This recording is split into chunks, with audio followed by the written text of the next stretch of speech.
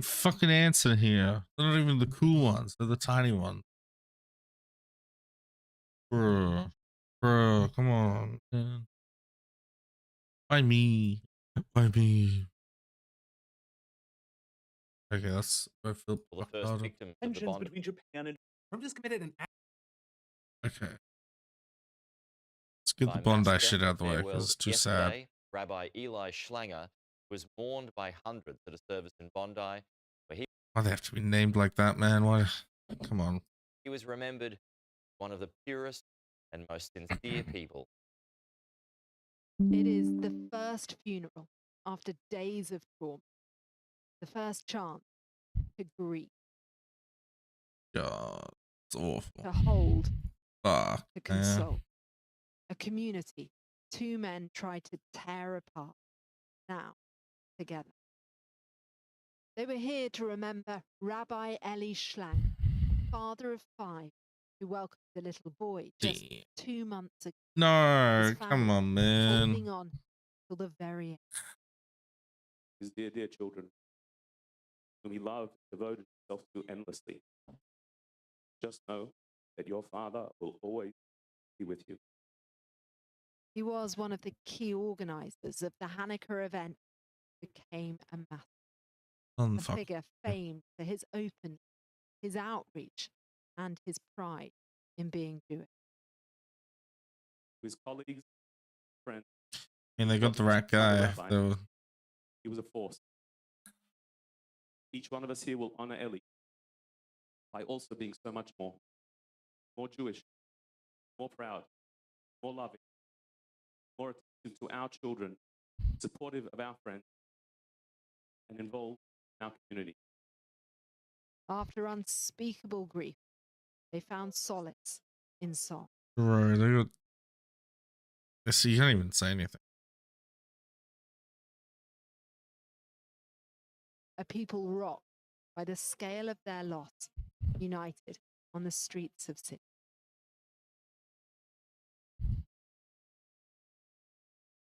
Every word's divinely inspired. Might as well be. Known him. Might as well be. His family, his children, his father-in-law, speaking to his own son-in-law as a son. Just the raw emotion, the love, the unity that we felt, the brokenness that we all felt together. The kindest man you ever met. You do anything for you. You never say no. Always have fun for you. I'm sorry, I can't say. You meant the world to us. It is a deeply moving farewell, the first of 7 days of mourning. But the attack on this community will endure long after that, a searing reminder of the threat they face. Australia is facing one of its most testing chapters. The government and security agencies facing mounting questions. It's a hard path ahead with no easy answer. Cordelia Lynch, Sky News, Sydney. Anthony Albanese has attended a multi-faith memorial at Sydney's St Mary's Cathedral last night, joining mourners to remember those killed at the Bondi terror attacks. Jonathan Lee has the details. It's hard to remember a time when the lighting of St Mary's Cathedral or the holidays in general have been met with such fear, trepidation.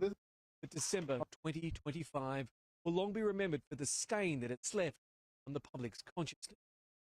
Before colour was cast onto the cathedral, politics and religious leaders joined for a message in an ecumenical service reflecting the horror of Bondi Beach. For a Prime Minister whose actions and sincerity has been openly questioned, he made it clear that he stood with Jewish Australians and that anti-Semitism has absolutely no place. At worst time, I don't know what blame we're meant to put on him. There was pure evil at Bondi last night. Yet even at that moment, we were given proof that evil will never overcome. Courage, decency, compassion, and kindness. Australia. Shared by the New South Wales Premier. Purpose attack was right. 9 unified Australia. Standing here together across faiths and backgrounds, it's clear that it fail because of strength of people, fail because of strength of Australians, strength shaped by our shared values, our respect for faith, unbreakable commitment, so that we know each other right. Singing lines, though, came from Rabbi Ben Elton. His message, the awful rhetoric has to stop. Also making clear the Jewish community expects more than the tightening of gun laws. Preventing a repetition, God forbid, of this atrocity will require wisdom and effort. There are no simple or easy solutions. This event can't be blamed on lack of control, even though it is always worth examining who can have access to firearms. Stating the weeping has just begun, I mean, and that action must be a turn. Perfect. There's so many funerals still to come. Children mourning their parents, parents mourning their children. Isn't it perfect that they had the type of guns that they did have? Our entire country mourning. And now is time for a national solstice. Let this gathering say that enough is enough. And let us take personal responsibility, do whatever we can, and urge whoever we to root out the cancer in our society, the murderous cancer of anti-Semitism and the hateful ideology born it, and to do that once and Funerals for those who were as good as hunted and massacred on Bondi Beach now underway. The holiday season feels it, but the Prime Minister is keen to be seen, if not at funerals or with victims, then at least in public. His message is clear. Australia can't be divided, but only time will tell. His leadership legacy has been fractured.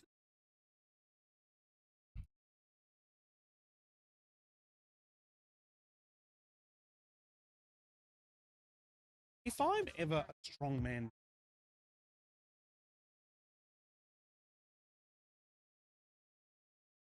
What do we got here?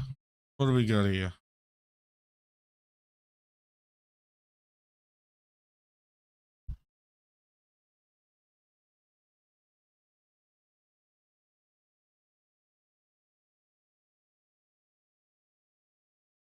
They're looking for evidence in the snow. Felipe, cuidado. Wait, I'm not ready yet. Oh my God, this motherfucker. Felipe. Let's go! Let's go! Let's go! Okay. Sue that guy. That's right.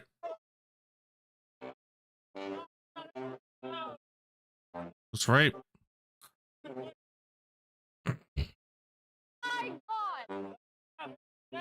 Rape.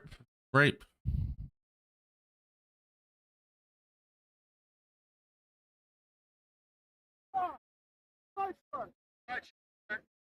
you made a mistake. You made a mistake.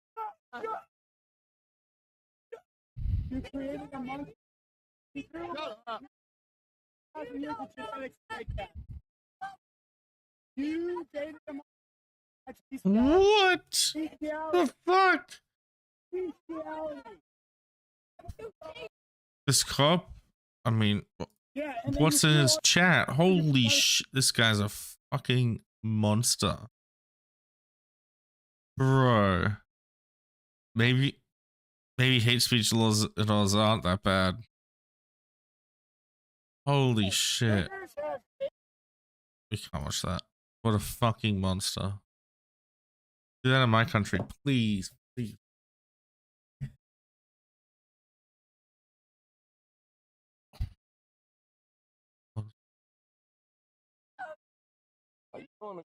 Hey, what is this? New woman arrested 40 years later for abducting child. Is it friend's joke? Oh, they're coming for you, Sharon. What's happening in America, man?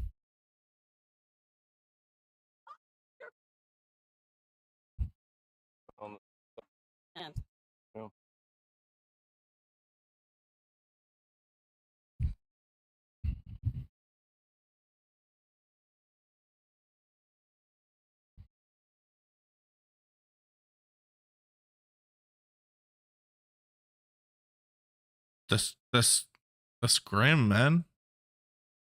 So she abducted someone for a child 40 years ago. The child didn't even realize that they were that they were abducted. Live life. Oh, Feed my pet amoeba. The cook lied. My job.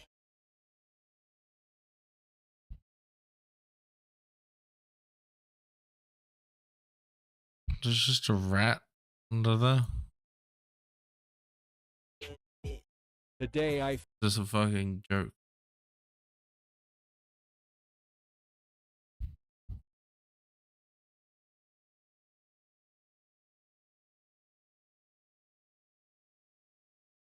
To film yourself on a camera IRL for 7.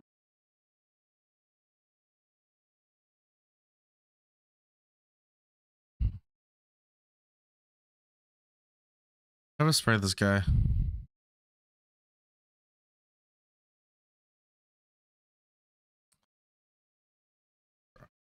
Bruh.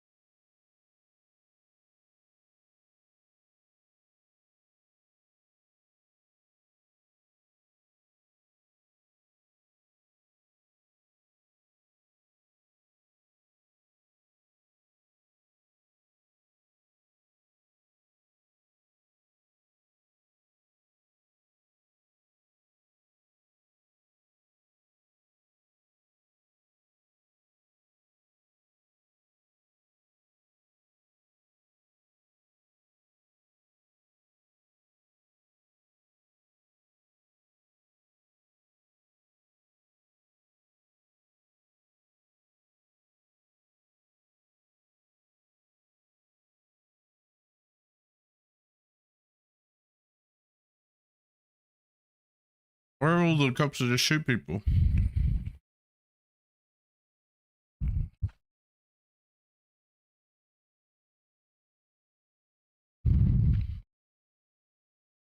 Yeah. Have the self-confidence of act of Get war some and a fuck crime of aggression. gardens. But that's what you have many saying after he ordered a blockade on sanctioned oil tankers going in and out of Venezuela. I'm writing on Truth Social last night. Venezuela is completely surrounded by the largest armada ever assembled in the history of South America. And adding, it will only get bigger, and the shock to them will be like nothing they have ever seen before until such time as What they the return to the fuck? United States of America all of the oil, land, and other assets previously stole from us, saying the What? illegitimate Maduro regime oil from the stolen oil fields finance themselves, drug terrorism, trafficking, murder, and kidnapping. The Venezuelan regime has been designated a foreign terrorist What organization. a And then, after fucking announcing that in schizo. no uncertain words, he was bring a total and complete blockade of all sanctioned oil tankers going into and out of Venezuela, Trump claimed the illegal aliens and criminals that the Maduro regime had sent into the United States during the weak and Biden are being returned to Venezuela at a rapid pace, saying America will not allow criminals, terrorists, or other countries to rob, threaten, or harm our nation. Likewise, will not allow a hostile regime to take our oil, land, and any other assets, all of What which all must are be they returned to taking? the United States immediately. So, a lot to unpack there. So, before we even get into what is actually true in what he said, let's start with the blockade and responses. Because Trump's order, it could seriously hurt the economy, which heavily relies on oil exports, primarily China. So, among the Venezuelan officials claiming for the country's vice president saying Venezuela is national condemn Donald Trump's military threat, defend its rights of trade, navigability, free development, sovereignty, and national independence. Right, and that is stateside, you'd be like Representative Joaquin Castro, right? Naval blockade Fucking is psycho. unquestionably an act of war, a war that Congress never authorized and the American not one. Adding on Thursday, the House will vote on a resolution directing the president and hostility to Venezuela. Every member of the House of Representatives will have the opportunity to decide if they support sending Americans yet another regime change. Also, with this, I'll say Trump's choice to label Maduro's government as This is that insane. has sparked a lot of reaction. Is this like going for another state? And that's for a number of reasons, including he already gave that designation to Cartel de los Soles. Trump arguing that it's headed by Maduro and government. To the many, it was unclear if he was referencing that or No way. terrorist. But as some explained, using that label to government specifically, it would create more of a pretext for reaction to the country and pave a way for now to sanction, stop, or seize a vessel carrying oil. Then, on the note of oil, you have tons of people questioning Trump's claims that Venezuela stole oil, land, assets. And there, you have many saying that's just outright lie, though others have said it's correct assertion. But where the reports largely agree is that Trump's reference to Venezuela's national oil industry for decades. And a number of experts argue Of course, man. that Venezuela's natural resources do not belong to the U.S. Still, you have Trump's administration, Miller, justification, writing, American sweat, This guy's a massive cocksucker. ingenuity, and hated oil in Venezuela. Its tyrannical expropriation, largest recorded theft of American wealth and property. These pillaged assets were then used to fund terrorism and flood our streets with killers, mercenaries, and drugs. Also, with everything going on, there's a question of how does it impact the Americans in Venezuela? And well, if you look into it, one left, Chevron, the only one to operate after decades of changes. They have a special license government to operate. Chevron, so far as suggesting that it's not impacted by folks saying Chevron's operations in Venezuela continue without disruption and full compliance with laws applicable to its business, as well as the framework provided by the U.S. government. Really, they seem to be trying to stay out of this, saying any questions about the security situation in Venezuela should be directed to the appropriate government. Definitely what happens in Venezuela, Chevron, something to advise on. All of this comes from spending months strikes in Venezuela. The military has conducted multiple airstrikes on boats in the Caribbean near Venezuela, and those have really people, and many argue that attacks have been illegal. There's also been an increase in aircrafts in the region. While the official on-paper motive from the administration, drug crackdown, many believe that this is about Venezuela now or maybe There's no way. apparently oil. It brings us back to yesterday in that wild Vanity Fair piece with Trump's staff's Wiles, where told them Trump wants to keep on blowing boats up until Maduro cries uncle. So with that, you had senators like Murphy think They can't. argue it. So not a war. It's just they're just trolling. Either They're way, just doing a it little would bit be of illegal and trolling. nonsensical. For now, we're gonna have to wait to see what happens. Just do a and little what bit of Trump does trolling. from here. Are They're what do gonna you call leave. himself his peace president? And how disrespectful to FIFA. They made up a whole fucking peace prize for him, and this is what he does. They kept him busy for what, like an afternoon? But then next up from that today, right? Because we have a lot to talk about. Trump just expanded the travel ban to 40 countries, so about 1/5 of the entire planet. And this time, it's not just hitting tourists, it's hitting families, it's hitting students, it's hitting Afghans who helped the United States during the war. And these new restrictions are going into effect on first, they fully ban travel to 5 countries, including Syria, and along with really anyone with documents issued by the Palestinian Authority. And on top of that, there are 15 more countries, mostly in Africa, that are facing partial restrictions. Here's the part that matters. This policy applies to spouse, children, big. siblings, parents, citizens, applies to and applies to Afghans peace officers. So people who were explicitly promised protection working with the government. The Trump administration, they say, hey, this is about security. This is the policy of the United States to protect its citizens nationally. Hell yeah. Over TGD, that was based. Yes, this was something that was expected. Right after 2 National Guards were shot and killed, the Trump administration immediately tightened immigration rules and as well as expedited unit. What followed also went far beyond that. In just days, Trump paused all his Eat those decisions, dogs. green cards, or 19 countries, and definitely halted Afghan immigration applications and barred Afghans from the U.S. altogether. And all of this after Trump promised to, quote, permanently pause migration from third world countries. Then you had Homeland Security Secretary Noam reportedly urging Trump to then further, calling, quote, full travel to every damn country that's been flooding our nation killers is entitlement. And so now with this, you have supporters cheering, right? Hamilton, president of America for People, summing it up, saying if you don't know who someone is or if there are risks associated with the presence, you shouldn't let them in. That is many critics warning that the consequences are already showing. Right? Earlier this month, ship ceremonies were canceled, sparking panic of immigrants who already this, and there's a part of this that no one really seems to be talking about. U.S., set up to co-host Cup, and countries like Senegal, Haiti, and Iran are now on restriction. While athletes, they may get exceptions, fans, they likely. So essentially, you have the United States inviting the world and then telling large parts of it, hey, you're just not welcome. Right? All of it. You have former immigration officials saying this isn't really about safety at all. You had one saying Trump's pushing immigration back toward an era of racial quotas. He instantly about certain nationalities and scapegoats, and law gives much discretion to discriminate. Well, of course, with this, as well as really anything that I cover in the daily Philip DeFranco shows, I love to know your thoughts. We'll say one of the things that's Blitz been very me. reaction It's to this Mario. very ended trouble versus what was happening back in 2018. Because I think it shows how desensitized a lot of people are now. The reaction now is pretty small. How expansive it is. Whereas, back in We're just used 2018, to him fucking around. so one of the things we end up seeing from that are different voices popping up. Even before this most recent expansion, you have people coming out like Republican Miami Congresswoman Maria Elvira Salazar saying that Trump's crackdown What a on fucking Americans, saying Trump's new policy amounts whoever to that is selective evil. punishment of the innocent, sins of guilt, saying this is unfair, un-American, and it goes against everything this country stands for. Then there's more we're going to dive in. First, let me say, it is still technically fall here. It's stacked. Well, thanks, remember. But then, next up in the news, Candace and Erica think we're done. That is one of the top comments I can read on the show following Candace Owens and Erica meeting, and then Candace Owens making a video to explain what was discussed. Along with other takes, like I've been watching your show for 3.5 years, and the first time I truly feel disappointed in you, as well as I hate to say it, Candace, but you sound like a kid who just came out of the principal's It office and is is now casually shrugging and nuts. telling Put her it in your friends mouth. outside it was no big deal. So we'll need to dive into why, but where we should start is apparently the former Fox host Megyn Kelly, she was working behind the scenes to coordinate. I really fully believe God's role for me here is to possibly Gas play a plan. role Gas getting plan. this whole thing.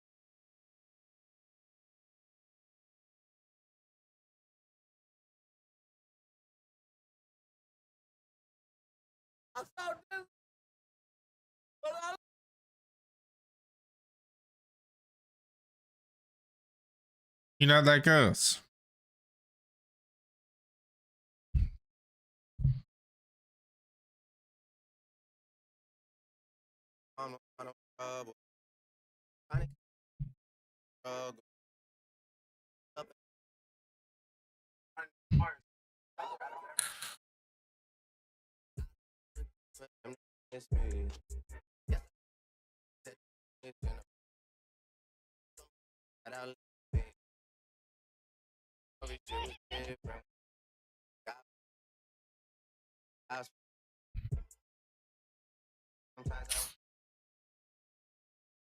Sometimes I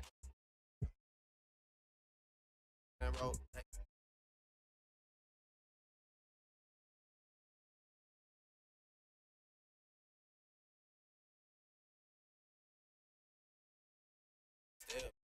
Why is he moving like that? To a better place. Giving a stroke? Where's his belly button? Demonic, it's evil. How dare Candace? And I appreciated that. With Kelly also blasting critics were upset with her for not condemning Owens, thousands of maggots before breakout. With this, one, she made it clear that she believed nation. Two, she called petty internet people want her and public hat. She and I actually only gotten closer over the past couple of months as people try to make me attack her. So off, okay? I have no obligation to you to hate the people you hate or try to bring down the people you want brought down. But then getting into the conversation itself, which supposedly lasted 4 hours, it pretty well. With both Owens and Kirk calling it productive, Owens adding that they agreed much more than expected. Then when Owens podcast and meeting yesterday, at times a very different picture emerged. I said one of the reasons why I really want to sit down is I want to walk out of here and feel confident saying to my audience, hey, like there's stuff going on behind the scenes, but Tyler Robbins got Charlie Kirk. And at this point, they elected to call the lawyer. What I got from the lawyer did not make me feel Tyler Kirk. He said that they have nothing like but the affidavit. They will not know what in-depth investigators have discovered. The lawyer told me the text messages that don't have a date, that don't even feel, that's overwhelming. That to me feels really big again. I don't believe that Tyler Robbins pulled the trigger. So seemingly, Candace undeterred with leaving, but Also, Tyler Robinson wasn't accused about it because she apparently still believes it. This bitch is crazy. Bro, why does she look like that as well? I still didn't So fucking weird. I would Carol, and I can't gut, and I don't trust Tyler Boyer. That is never going to change. Similarly with Rob McCoy, makes my skin crawl. I can't. I look at him, and he's a bad person, and nobody can make me feel one way or the other about that. I believe that Carly was betrayed by people that are close to him. Also, and double down on her Egyptian plane theory, which is still vague on the details, but I'm certain that these Egyptian planes are incredibly shady, and that they were in fact tracking Turning Point USA faith, broader events. Of course, Erica was at some of them. There is overwhelming evidence that these planes regularly fly in and out of Israel. And I'm going to present that evidence tomorrow. I say strongly, we are dangerous. What a fucking psycho. So that, it's weird.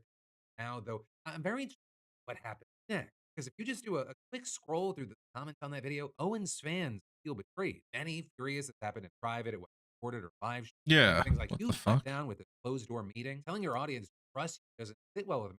All you time was demand transparency. Vibe is so off. Just talking, no investigating, just bullshit and trying to gaslight him. Wow, I'm shocked. Well, as Erica got what she wanted and all the hard work, truth, justice, Charlie got shot, unintended.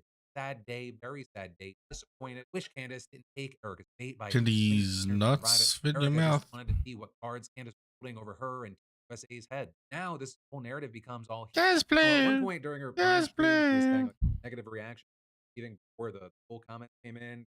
Bots again, the top comments were almost all like that. A ton of disappointment, anger.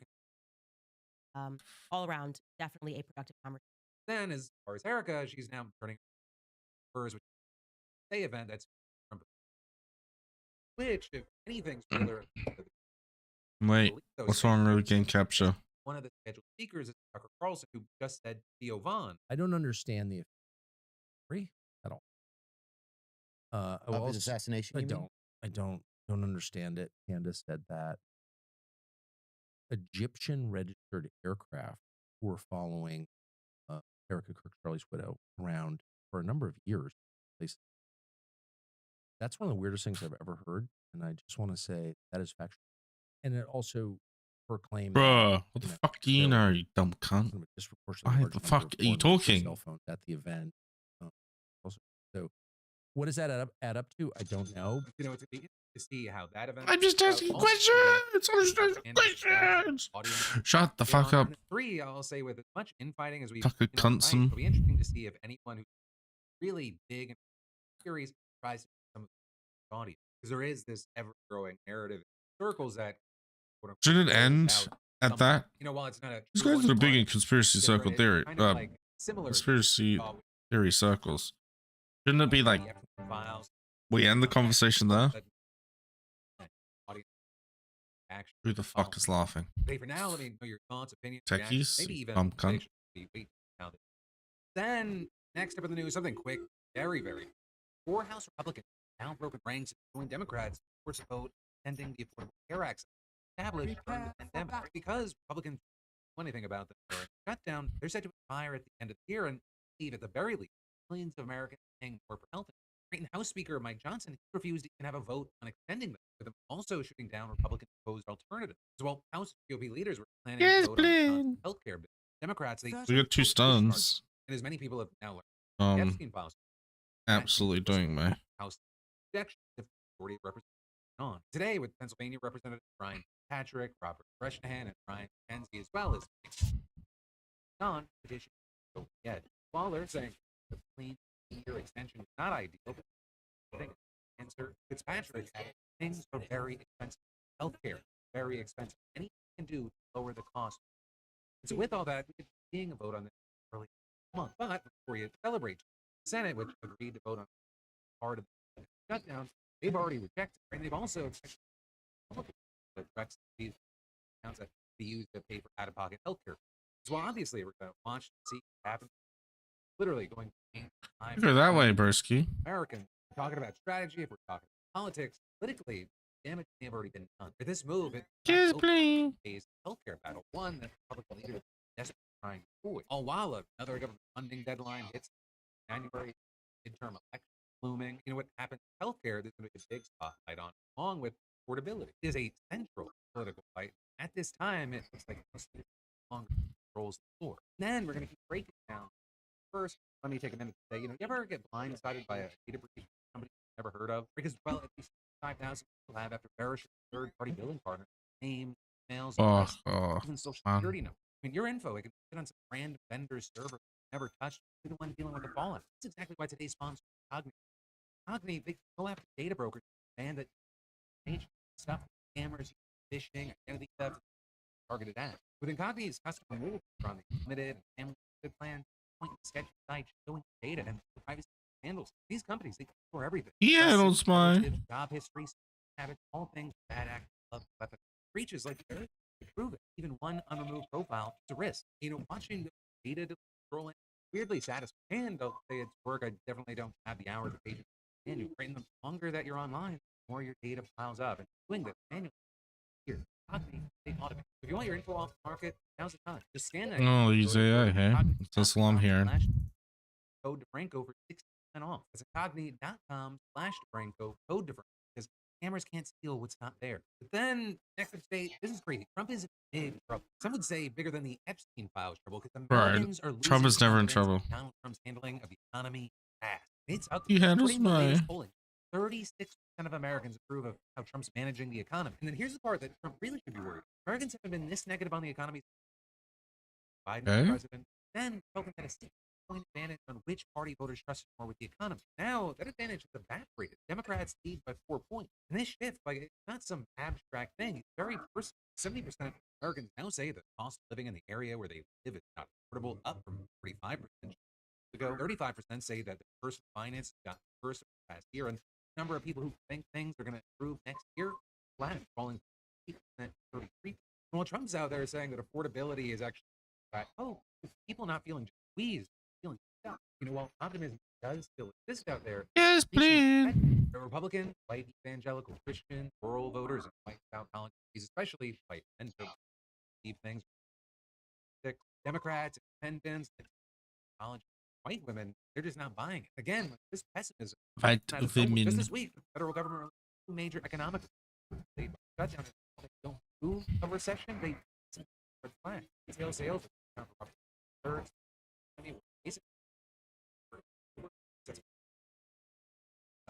Holidays. Then there's a job. Last week, the Federal Reserve cut interest rates, citing concerns about Little frog. Fed Chair Jerome Powell even warned that federal data may be overestimated by as much as jobs.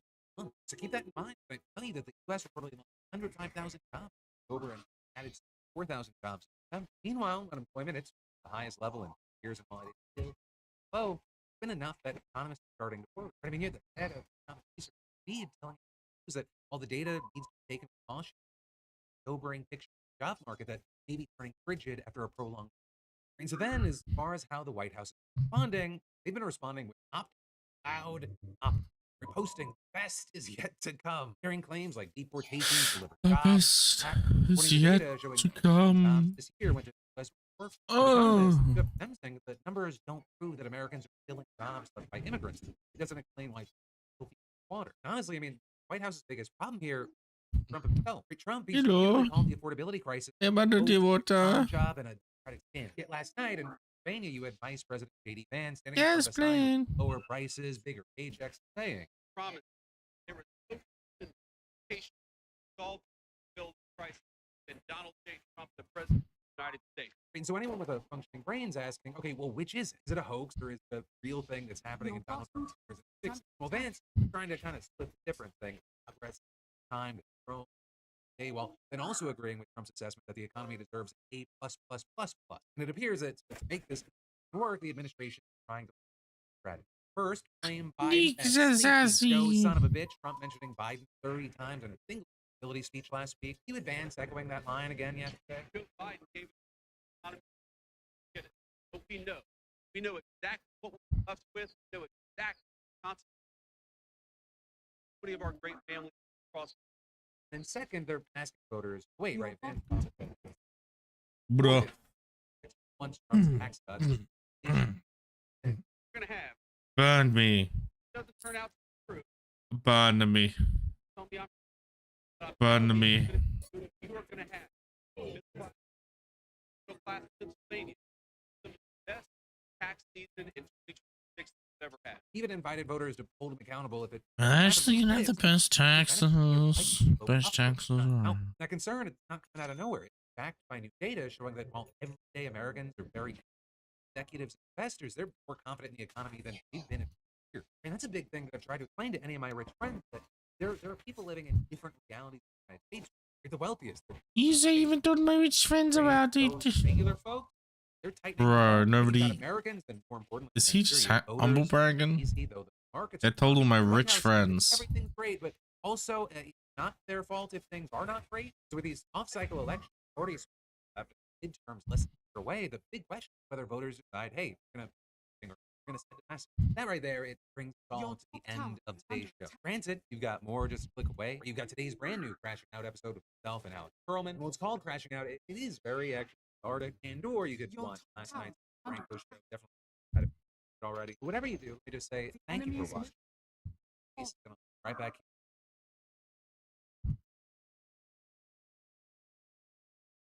Instruction.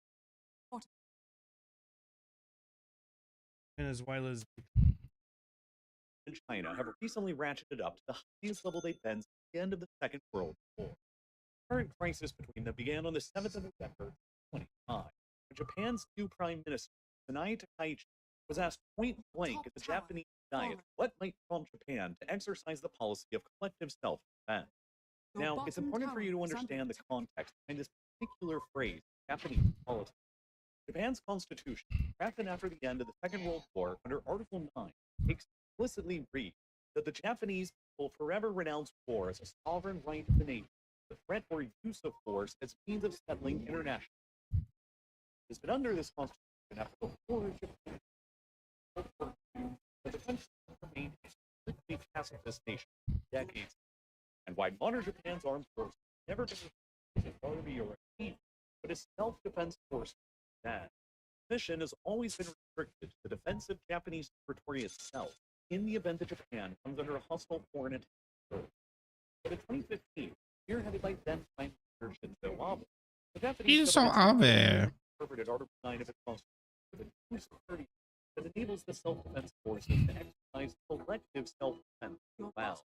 In essence, granting Japan Collective deploy military force abroad if it is in the defense of an ally that has come under attack, and if it is judged to be necessary for the Japanese state to survive. So fast forward back to the 7th of November in 2025.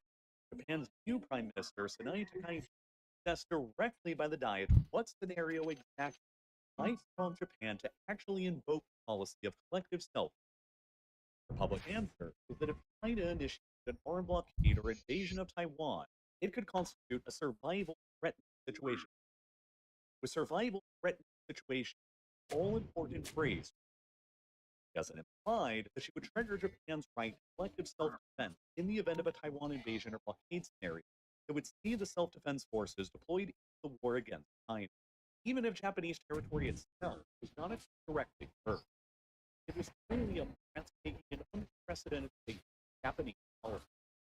First time ever that a sitting Japanese prime minister suggested publicly during a formal session of parliament that Japan might intervene with Italy in a hearing at Taiwan.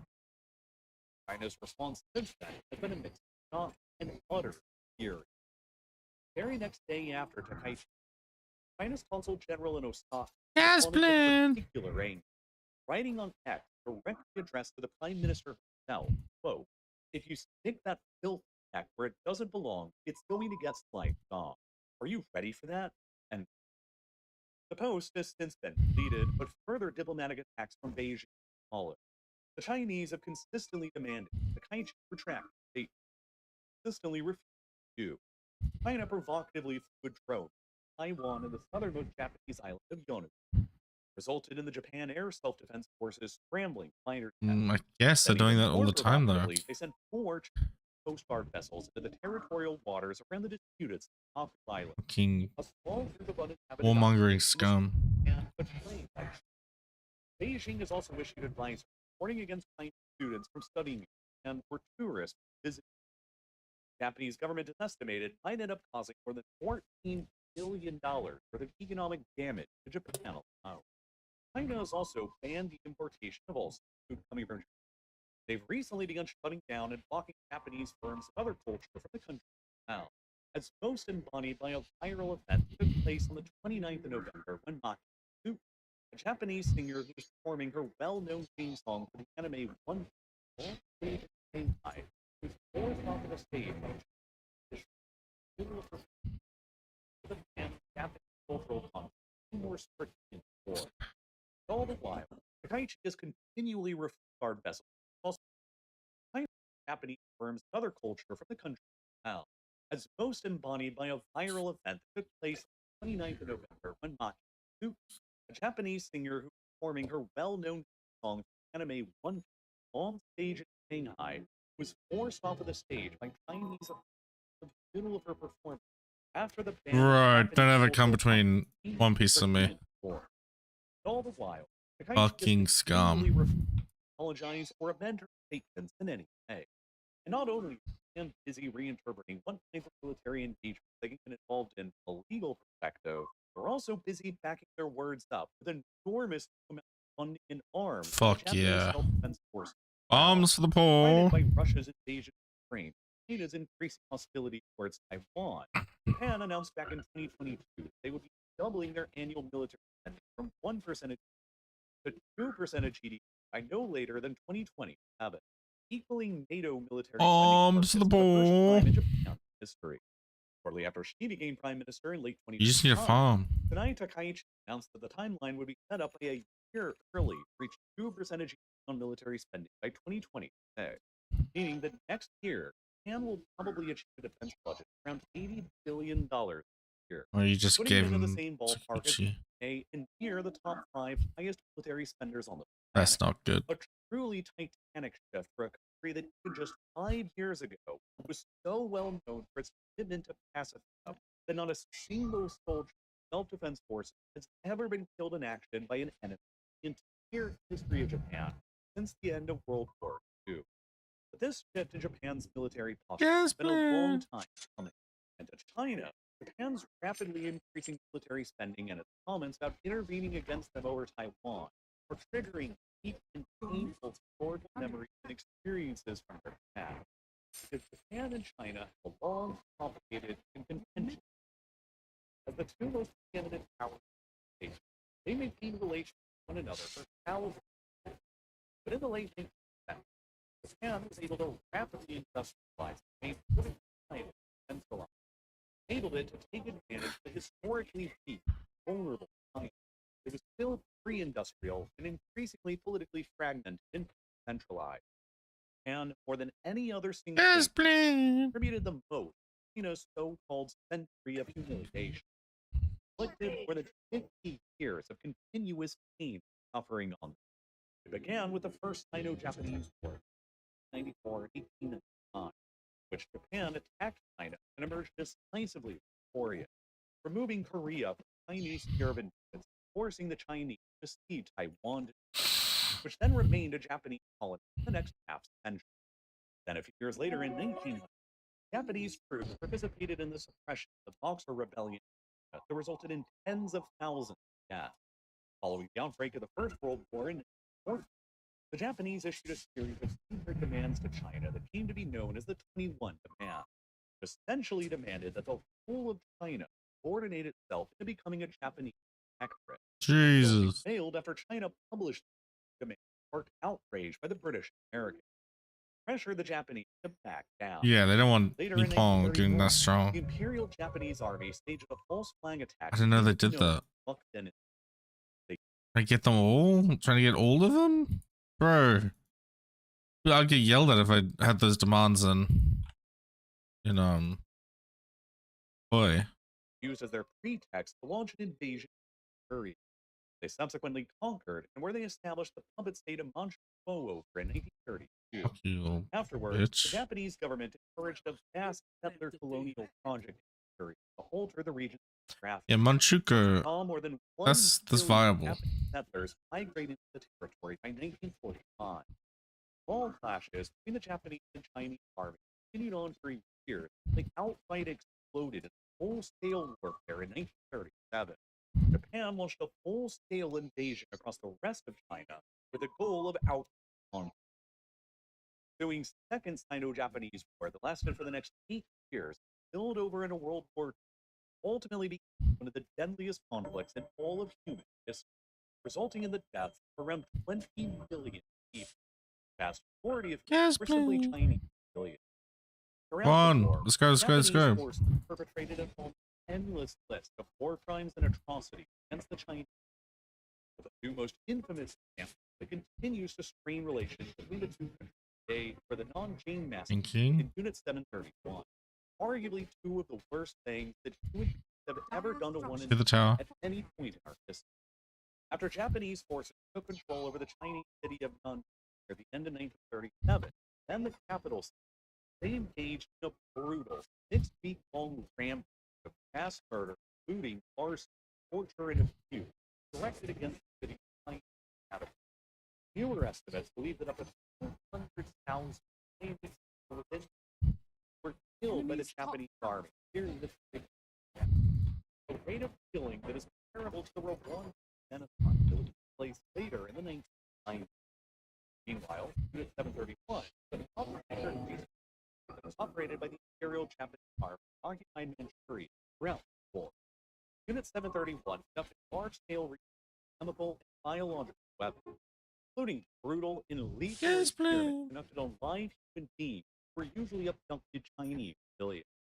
Unit 731's victims were subjected to deliberate deadly disease infection, chemical weapons and explosives testing, live limb amputations, and live vivisection under no as not to interfere with the potential of organ harvest, cold exposure, and hypothermia testing, hypobaric testing, and other brutal experiments that are collectively believed to have killed around 4,000 of humanity's most unfortunate ever victims. Not a single person ever entered into Unit 731's research testing known to survive.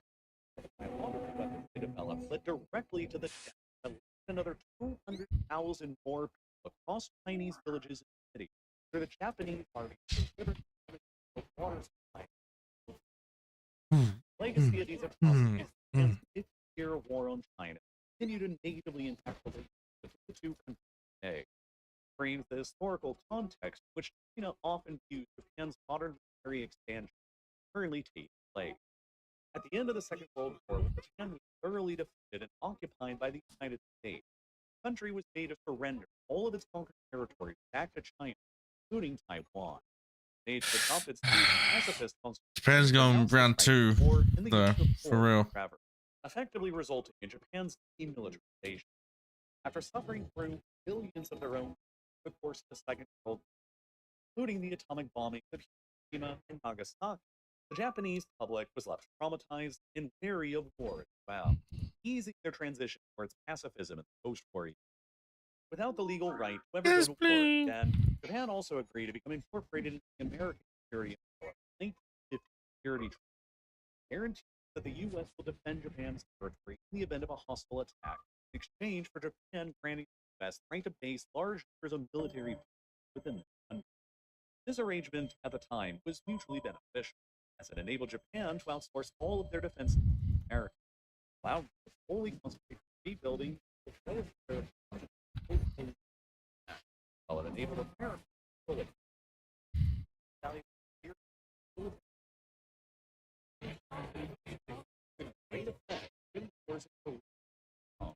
buttressing the position of Taiwan again. And yet, relations between Japan continue remaining tense, despite Japan's view of pacifism. After the end of the Chinese Civil War in 1940, Japan continued recognizing the Republic of China's government based on Taiwan. It didn't normalize the relations with the People's Republic of China for years. Yeah, it could have worked out. After the Korean War broke out in 1950, the U.S. encouraged Japan to establish an armed police force, eventually evolved into the self-defense force of the Chinese War. Decades, relied on the U.S. military defense focused all of its energy on building and expanding their economy. The growth of the self-defense force was kept as minimum.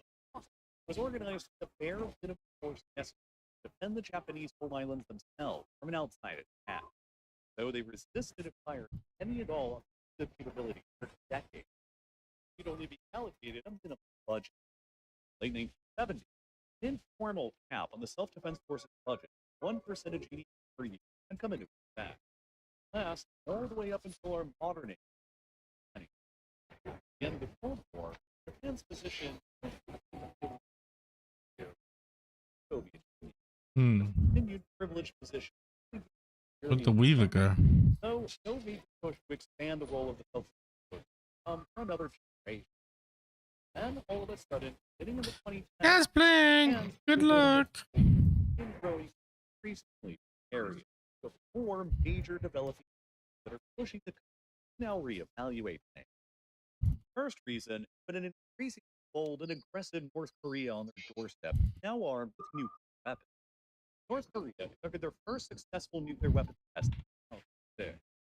Since then, they've conducted 6 additional tests, the most recent one reaching a threshold of 160 kilotons worth of explosive power, 10 times the power of the Hiroshima atomic bomb.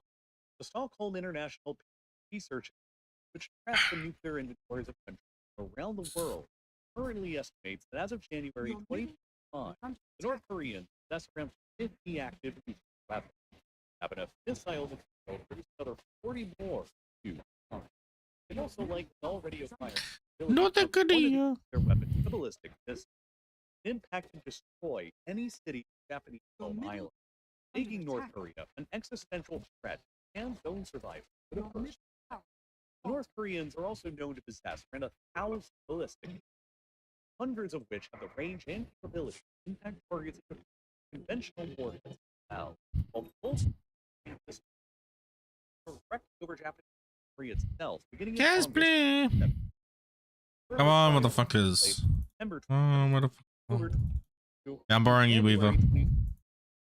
Further putting Japan worse, North Korea has been growing increasingly closer to Russia, more militarily. Arigato. Invasion of Ukraine began to.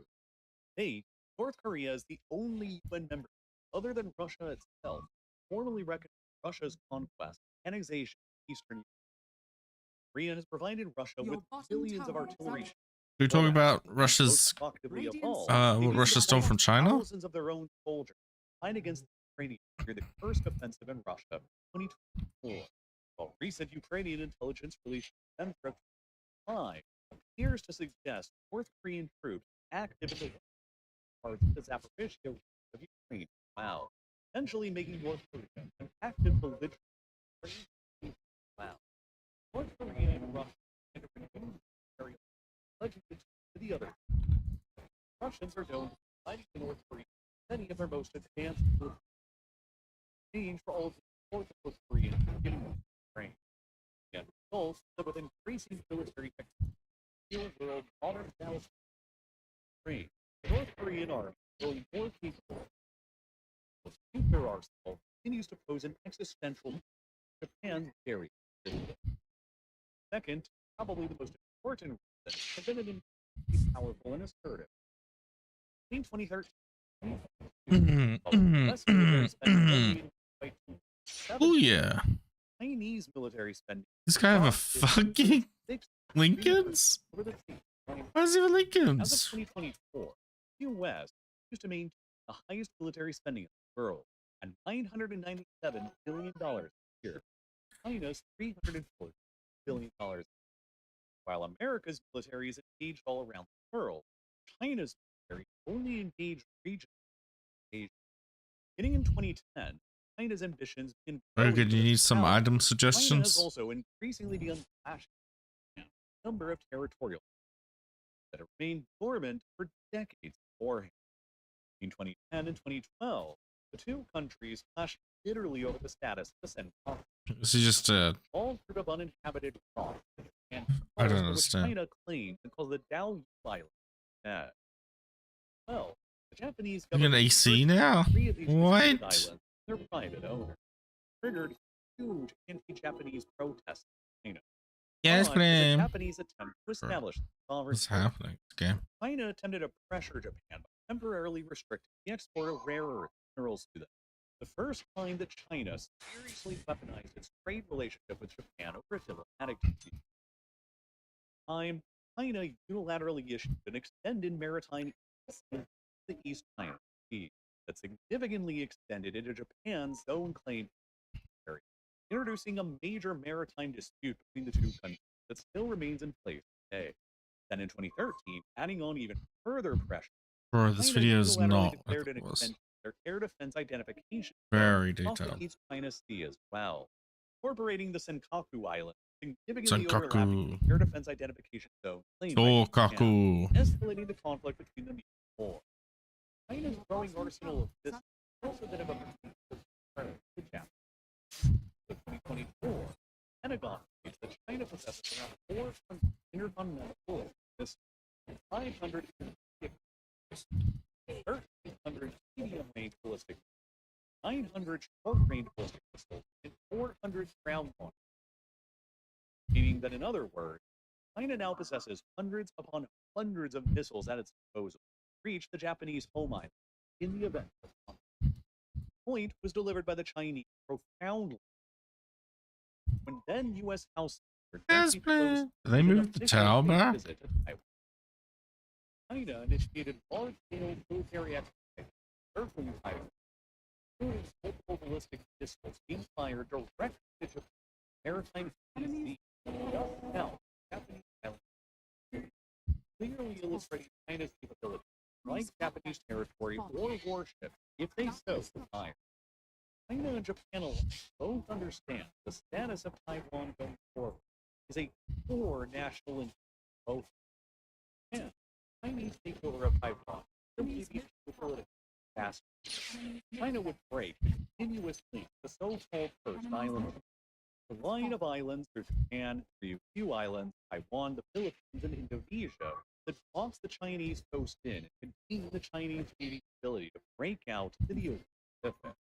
Waters west of the line are relatively shallow and easier to detect submarine activity than the deeper waters to the east of the line. All of the countries along the First Island now the Philippines are strong as allies. But with a successful Chinese takeover of Taiwan, the change is broken. The Chinese finally be able to access the Greater Pacific front. From the smallest time, China could further increase their pressure on Haku Island and their disputed maritime and airspace areas that have serious implications on potential offshore and gas reserves in the area. And potentially, worst of all, and critical sea lanes are more exposed to their historic rivals than they've ever been. Japan is enormously overdependent on maritime trade at the time. Nearly 90% of Japan's energy exports transit into the country through vulnerable maritime choke points like the waters near Taiwan. If these sea lanes are compromised during a conflict exploding over Taiwan, Japan holds a strategic petroleum reserve, which means 232 days worth of net oil and they only have a strategic LNG reserve, holds just 19 days worth of net LNG. If the war or blockade over Taiwan lasts longer than 40 days and keeps the sea lanes compromised, Japan would begin facing strategic paralysis. The economy would begin grinding down without the energy imports they need to continue to function. Rerouted energy imports away from around Taiwan would add both time and cost to them. No guarantee that China wouldn't just take advantage of their control of Taiwan afterwards to continue interfering with them, to apply even more pressure on Japan to later. These are the reasons why Japan has long maintained a policy of keeping the Indo-Pacific most free and open, a term that they themselves first coined before the U.S. adopted the same policy for the same name under the Obama administration later. There's also a concern that Against no matter Fennel what Weaver by they won't be Moonstone. able to stay out of a Chinese invasion or blockade of Taiwan long. The island of Yonaguni, the southwesternmost island of Japan, is nearly 110 kilometers away from Taiwan. Such, it's an extremely important location to control both China and the U.S. during a potential conflict scenario. Yonaguni Just attack will faster so I can buy Basher. Catching up Moonstone. to Okinawa will be vital for both sides to control, as they'll be critical for establishing aerial supremacy and logistics routes for U.S. forces resupplying Taiwanese forces or counterattacking Chinese positions. The islands are a major component of U.S. fish growth underwater sensor network that's critical for America's ability to detect tiny submarines break out from beyond the first island into the open Pacific. The U.S. positioned the bulk of their own military forces stationed in Japan nearby in Okinawa, where some 30,000 U.S. troops are permanently forward deployed at. If the U.S. intervened during a time Okinawa. even if Japan itself did it, China would be likely to at least their missiles to bombard American assets in Okinawa. Under extreme scenarios, they might even launch amphibious operations to try and seize the southwesternmost Japanese island, here their northern flank around Taiwan against potential U.S. reinforcements and naval and air operations. Thus, there are major legitimate reasons why Japan fears that their territory could come under attack or even under occupation. Threatened by a Chinese assault on Taiwan. Also, the risk military action taken by China, or military action taken by North Korea, any further escalation by the other within their respective theaters. China might encourage North Korea to ration up hostilities in the Korean Peninsula in order to distract and tie down U.S. allied assets away from Taiwan. Even if they don't do that, a full-blown Chinese attack on Taiwan draws in U.S. assets would inevitably present an opportunity for North Korea to take advantage of the distraction, increase escalation on their own accord in Korea. Thus, there is a major fear for Japan and America that they could end up facing a two-front war in East Asia under the worst-case scenario, with conflicts breaking out in the Taiwan Strait and the Korean Peninsula almost simultaneously. Even if none of that happens, the mere chance North Korea might escalate in the Korean Peninsula during a Taiwan conflict will force Japan and the U.S. to hold at least some of their resources in reserve, rather than being able to Nah, you guys have so everything much they shit, have against man. China alone. You don't need Okay, now the old third shit. reason why Japan is reconsidering the self-defense modern role is the Trump administration's wavering commitment to defend U.S. allies, including Japan. Trump has publicly suggested that he wouldn't send U.S. forces to protect NATO states in Europe coming under attack when he felt not paying their fair share toward defense. And he's openly criticized the long-standing U.S. security that it affects since 1990. Recently as well, Trump plainly stated self-security Fucking retard. fair that because while it led to the U.S. come to this and during this attack, it doesn't let Japan come less defense during an attack with the other. Yes, blame. Ooh, This yeah. also quick to point out, of course, Fuck me. is also what enables the U.S. to take tens of thousands of their troops to Japan, dozens of bases. Come on, Oki. Get him. This has led to fears in Japan. The U.S. might not actually be serious about really assisting during an emergency scenario around. Knowing that the U.S. military is globally engaged all around the world, while the Chinese military is only regionally engaged in East Asia, Japan has felt the pressure to increase their own military spending to help out and compensate or to hedge. Then the fourth and final reason for Japan's Or to militaristic hedge. What do they say like precedent that? was set by Russia's Or repeat full-scale foot invasion of letters. Ukraine that was launched in early 2022, showing clearly that massive wars of conquest launched by one state against another wasn't a relic of the past. Only months after the invasion of Japan, then Japanese Prime Minister Fumio Kishida warned that Ukraine today may well be Asia tomorrow. A poll showed that around Good 90% fucking point. of the Japanese public believed that their country needed to do more to prepare for a potential invasion of Taiwan. And thus, because of all these various things, Japan has felt compelled to get active, evolving from the reinterpretation of the Constitution's Article 9 that has enabled Japan to act in collective self-defense of its allies who fall under attack, and then Japan's announcement within months of Russia's invasion of Ukraine in 2022 that they would double their defense spending to 2% of GDP by 2027, recently expedited to happen by 2026. In February of 2025, for the first time ever, the Japanese Maritime Self-Defense Forces provocatively sailed a destroyer directly through the Taiwan Strait in order to send a Based. message, which triggered a spokesperson with China's Ministry of National Defense to say, quote, China respects the navigation rights of all countries under international law, but firmly opposing any country creating trouble in the Taiwan Strait, infringing upon China's sovereignty and security, and sending Yeah, they did cry like Taiwan bitches. independent separatist forces. End quote. That incident was even before current Prime Minister Sunai Taichi suggested that a Chinese attack on Taiwan was interpreted by Japan as a trigger of collective self-defense and lead directly to an armed Japanese intervention. So what exactly is Japan planning to acquire and do with its double defense budget? First, probably most controversially of all, Japan plans to finally equip the self-defense forces with strike capability like long-range.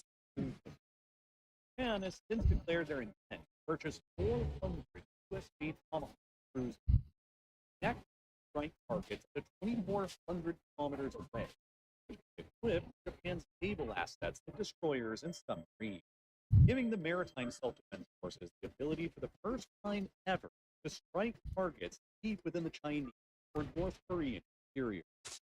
This capability was long considered to be taboo for the self-defense forces to have. Why, after all, should constitutionally pacifist Japan possess these offensive weapons with such long range capable of striking their enemy's territories directly? To get around the optics of this acquisition, Japan likes to use the term counter-strike capability instead of strike capability, referring to emphasizing that they won't be That's a for pretty good preemptive meme. strikes against their adversary. Will only be used after Japan itself comes under attack first. November of 2025, a Japanese destroyer arrived in California to pick up the very first set of these Tomahawk missiles that they have on order, and hundreds more of them are soon to follow, along with several hundred other domestically produced long-range anti-ship missiles that are being developed by Mitsubishi Heavy Industries. Called the Mitsubishi. 12 missiles have a range of about 1,000 kilometers. Japan has also been steadily increasing and improving their submarine fleet as well. Back in 2010, when the modern confrontation with China was just beginning, Japan only possessed a fleet of just 16 submarines.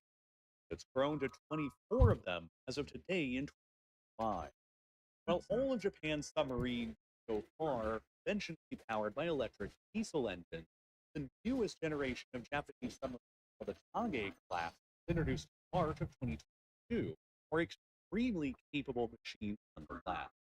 Nicknamed the Steam Ninjas by the Japanese, they're very Oh, quiet, senior. excellent for reconnaissance, and are capable of covertly deploying steam mines and launching torpedoes. They're also expected to be armed with the U.S.-supplied Tomahawk cruise missile, will enable them to launch long-range precision counterstrikes against targets thousands of kilometers deep within the Chinese interior if they decided. Currently, Japanese submarine fleet Shut consists of frog. 5 of these modern Kage-class subs and 15 older generation. We need to be mid. We need to be mid. Go, go, go, 3 go. more Kage-class subs are expected to join the fleet in some operation in 2027. Likely be these 7 modern and quiet subs. The Japanese maritime self-defense deployed to southwest period of Taiwan. With their mission to be to hunt and attack Chinese submarines attempting to break through the island and to kill surface forces and to potentially fire counterstrike salvos of Tomahawks and military targets within China itself. Japan's older generation of submarines and their Yeah, surface forces, GG. meanwhile, Get him, Argo. dedicated Hit, to Japan's hit Nexus. imports of oil and LNG, as open and secure as physically possible. Escort mission. Japan is also even inquired about potentially acquiring U.S. nuclear-powered submarines. Well, following And we recent just run American bot now. agreement to provide them to other allies in the Indo-Pacific region, like South Korea and Australia.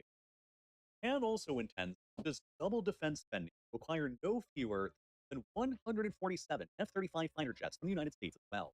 In Japan, the second largest operator of And they ended 30 F-35, only after the seconds. U.S. itself. The fighters will be capable of being armed with long-range cruise missiles as well that, like the submarine, will be capable of striking targets deep within the Chinese interior if necessary. 105 of the F-35s on order by Japan will be conventional model, and notably,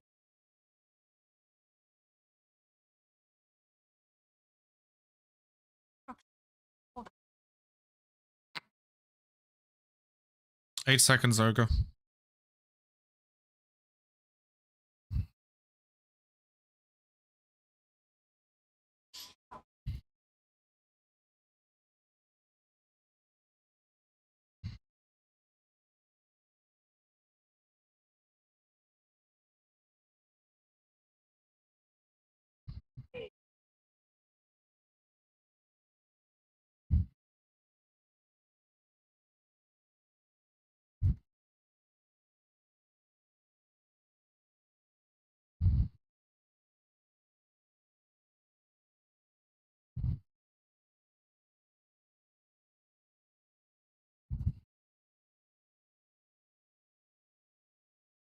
Cosplay.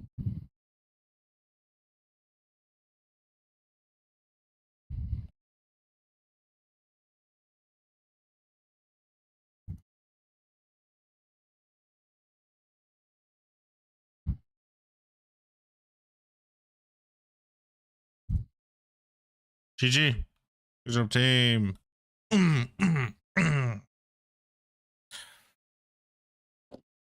It was close. 42 of them will be F-35B, short takeoff and vertical landing model of the fighter. This Vertical landing? because these are the F-35s that are being planned by the Japanese to be deployed to their upgraded Sumo-class helicopter carrier. Japan possesses 2 of these types of small aircraft carriers, Sumo and Akaga. Of course, Just originally designed to helicopter carry carriers? helicopters. Now, Japan is using the money they're pouring into the military to retrofit and upgrade both of these carriers, enable them to each transport and launch up to 12 of the F-35. That's sick. Together, will That's give fucking Japan one of sick. the strongest power projection capabilities in the world. Enable them to fight more effectively for aerial supremacy in hotspots like the East and South China Sea. Needed around 2027, the Izumo and the Kaga will notably become the first Japanese naval vessel to operate fixed-wing aircraft in the days of Imperial Japanese Navy during World War II. Many of the Mitsubishi heavy industry Type 12 missiles plan to be stationed on the island of Kyushu for the spring of 2026 as well. Give Japan extensive missile coverage and safety of the home island across all of the Ryukyu Islands, extending across the southwest. Across the parts Oh, of the island South Korea, man. Yonaguni, Japanese They're gonna Chinese, get and four federations. fucked. The island of Yonaguni, Still closest to is in Taiwan, such is a growing bad increasingly place. militarized. Japanese have already set up a surveillance radar facility on the island and deployed an electronic warfare unit there in 2024. World War III is gonna Japan happen enemy in 2 communications years. around Taiwan's northern Thus. flank. And in 2025, they confirmed that they'll shortly be deploying batteries of medium-range surface-to-air missiles to the island as well. Hey, Presumably hey, to help target hey. Chinese aircraft and drones might attempt attacks from this direction. The island of Ishigaki, further to the east, Sengun is being farmed with Gaming. AI shipments, while Miyakojima, even Are you in further, the last is being game? equipped with missiles as well, and is getting transformed into a hub for air surveillance and ammunition storage. It'll be able to be accessed by Japanese and American amphibious warfare units to counterattack, presumably coming down the principal U.S. military base on Okinawa. Beginning in November of 2025, the crisis between Japan and China continued escalating. U.S. Marines were observed to begin conducting Doing exercises good. Can you type Okinawa to Yonaguni, presumably to simulate establishing forward can you type /hi? Prove you're not a bot. operating base there. Japanese themselves also begun training and creating a new amphibious rapid deployment brigade that's based on Kyushu. Modeled after the U.S. Marine Corps, being tasked with a mission of recapturing islands of the Ryukyu chain that might fall beneath Chinese occupation in the event of a full-scale conflict. In the city of Oita on Kyushu, the Japanese are currently building 4 new large ammunition depots that will house anti-ship and ground attack missiles, positioning still more assets nearby to the Ryukyu island in the event of a conflict. Japan is also expanding its abilities to evacuate their citizens in the event of a full-scale war in the Taiwan Strait. If the worst comes to pass, the southwestern Ryukyu island become a war zone. Japan seriously have to consider the prospect of evacuating tens of thousands of the island's Japanese residents to safety far away back on the main island. And so the maritime self-defense forces have to be adequately prepared to carry that mission out. Defensive young men in Japan aged 18 and 26, the prime age for military service, peaked more than 30 years ago, back in 1904, at around 17 billion. By 2020, that number of young military age men in the country shrunk to only 11 million, and it's projected to further You shrink. have to have old fellas flying drones around, I More than guess. half the numbers of young men available they had in the 1990s. Low pay, tough work, low unemployment in the private sector, and the limited percentage of serving in the armed forces of a constitution pacifist have further discouraged recruitment among the shrinking pool of manpower, meaning that the self-defense forces have missed their recruitment targets every single year since 2014. Moreover, the self-defense forces lack any credible or relevant real-world combat experience. The last time that a Japanese soldier known to have been killed in action was back in 1972, and that guy was a fanatical holdout from World War II, died in a shootout with police in the Bro. Philippines decades after the war had already ended. Self-defense forces Jesus. themselves have never once experienced a fatality in combat in their entire history. Will they, and the Japanese public at large? Guillotine and not video. And yet, this more or less perfectly describes Valve. Steam shouldn't exist. Okay, hear me out for a second. I'm definitely glad it exists. I use it like several times a week to buy and play games, and I have a good experience almost every time. But it definitely shouldn't exist. I mean, if I told you that there was a tech Why, company motherfucker? Why? founded in the 90s that controlled 70% Yeah, I can, of the Brisky. market, and that had basically zero meaning, Seagun Gaming. and that the CEO owns a fleet of yachts so Man, I'm doing well. Day 16 out of 30 days. Having some good Dota games. Shit tons of content to watch. Doing good. big that he needs smaller support yachts for the main one, you'd probably start thinking about guillotine and not video. And yet, this more or less perfectly describes Valve, the company responsible for Steam. It's basically impossible to name another tech company from that era that has a reputation that's half as good as Valve. And even just a quick Google search will show you a litany of admiration and good reviews for Gabe Newell, the founder, in a way that very few people seem to talk about, say, Zuckerberg or Bezos. Oh, do you play Dota and Gun Gaming? Valve and Steam have won at the game of capitalism, and they've effectively monopolized an entire business. And yet they are, at the same time, lauded as one of the best examples of a consumer-friendly product. And it makes no sense at first glance. So how did they do it? How did Steam beat capitalism without getting? Valve Corporation is without a doubt one of the most important companies in all of technology. It was founded by two guys, Gabe Newell and Mike Harrington, who left Microsoft to pursue a dream project, creating their very own video game. Their debut project was Half-Life, and it was so successful that it still is today considered one of the greatest video. And since then, they've released a lot of We're bangers. fucking bots, Half-Life, man. Team Fortress, and Counter-Strike are all still incredibly popular and have millions of players every day. But after releasing several extremely popular games themselves, they noticed a few issues with the games industry. If you're a little older, you might remember a time when pirating a PC game was comically easy. Literally within a few days, you get free software and bypass most security measures with like a few seconds of. And we saw the first wave of companies getting really desperate to put the lid on piracy. When Doom 2 was leaked weeks before its official release, their developer responded by banning any pre-launch reviews or external testing for their next game, Quake. The then Vice President of Marketing even announced that no copy of our game will leave the building. Except that game ended up also being 3 days before it.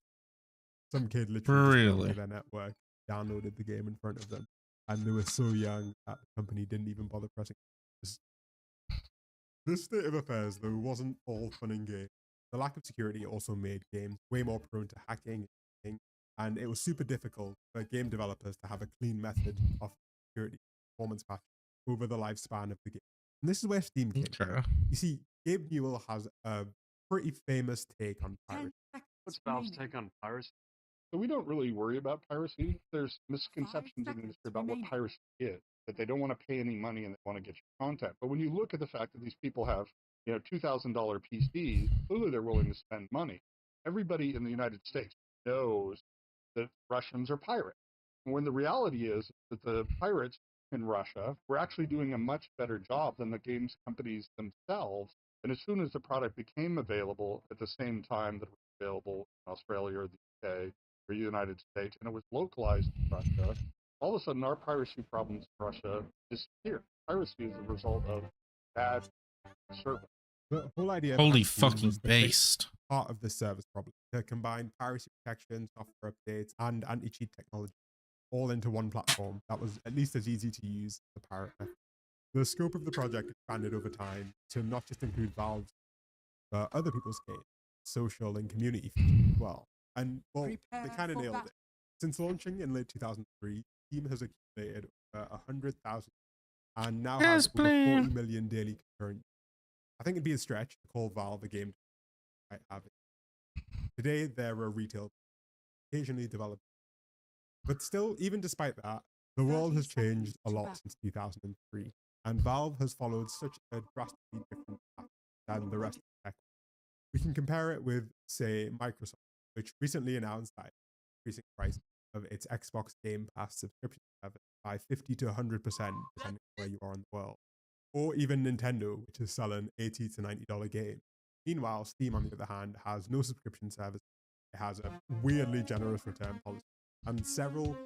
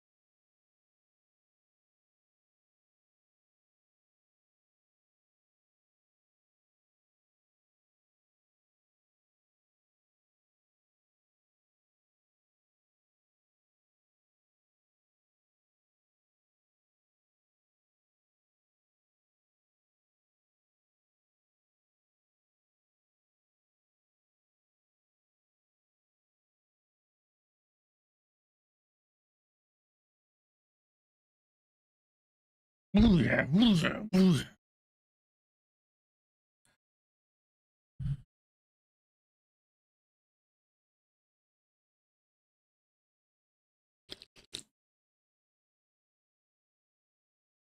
Mmm, yummy.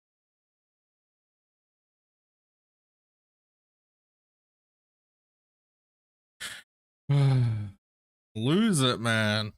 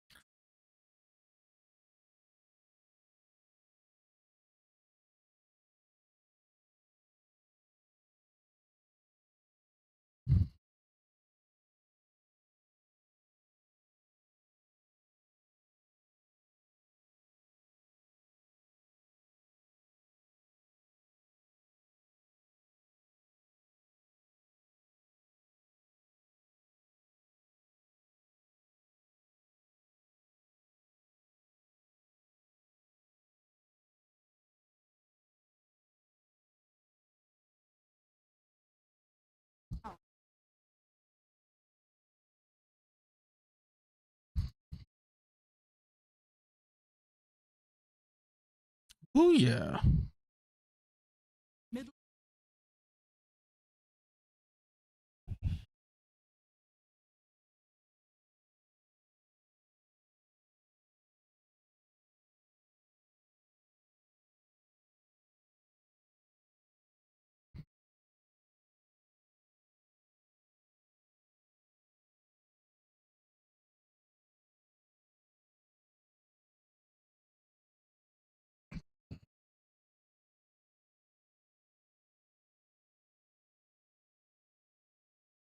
That's for XP.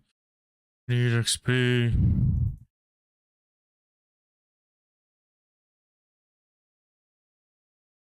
TPing you behind the Skyrath.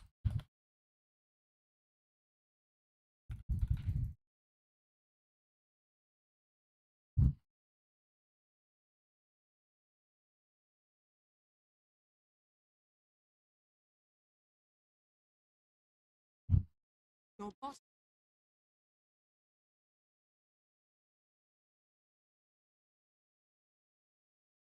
Do, do, do, do, do, do, do. Carry in the heart of the true country. They cannot be broken.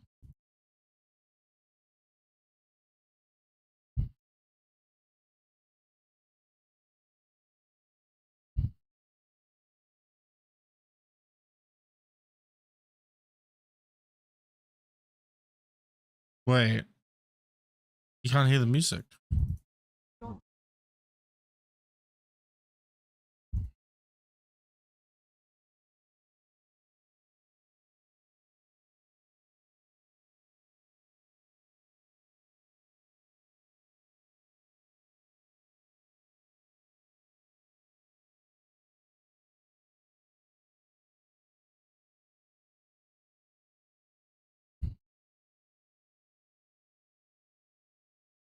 Well, I don't know if you want to hear.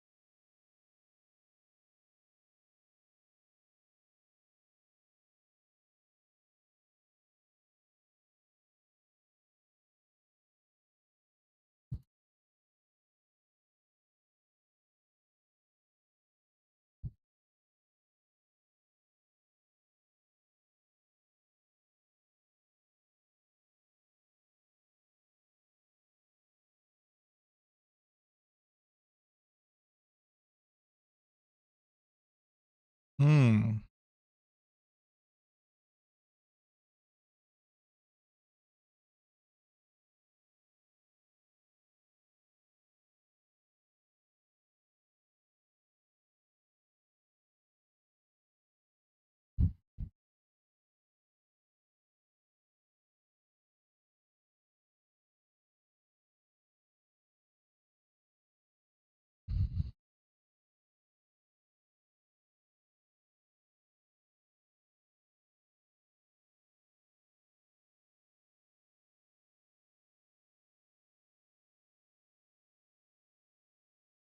Hmm.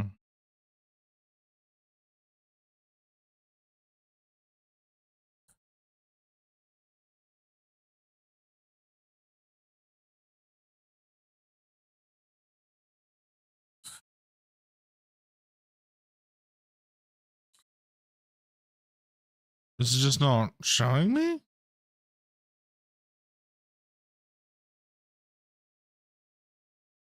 I fixed stuff to the game.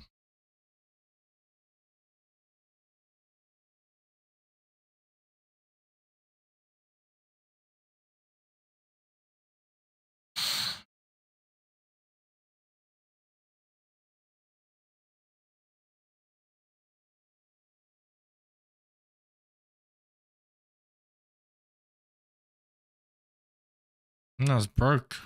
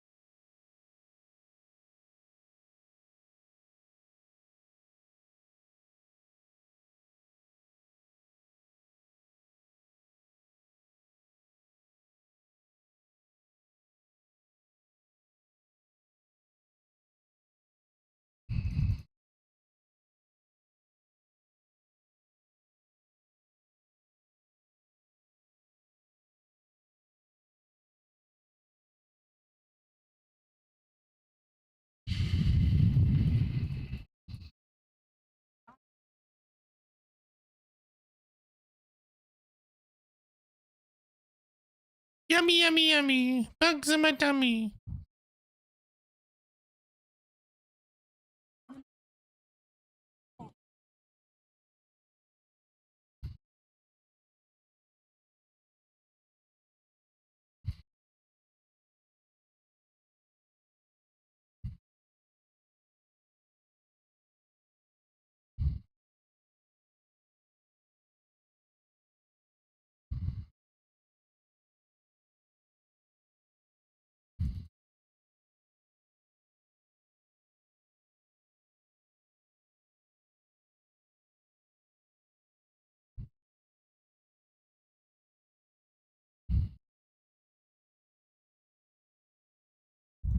Hmm. Still doesn't work.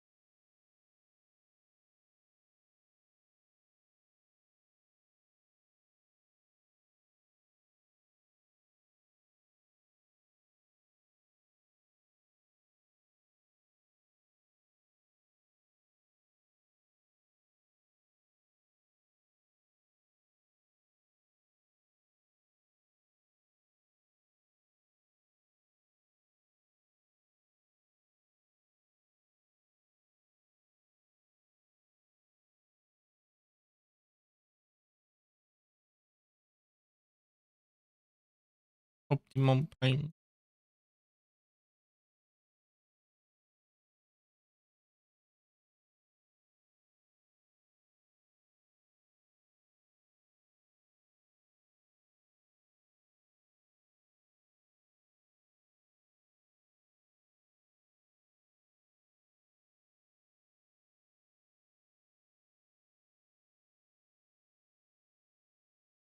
So why is this not picking up audio anymore?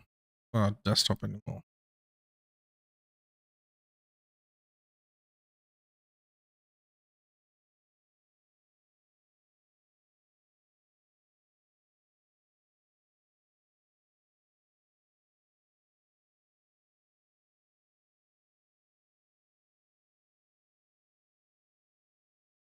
Hmm.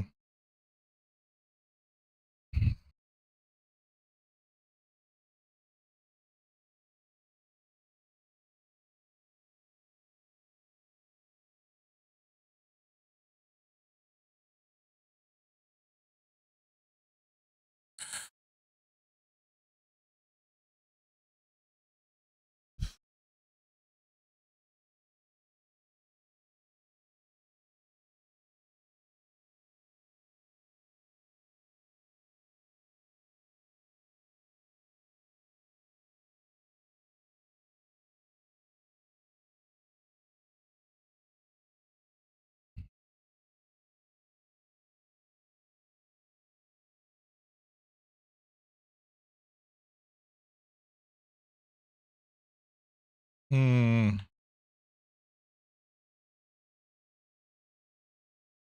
Is it working on other things? No.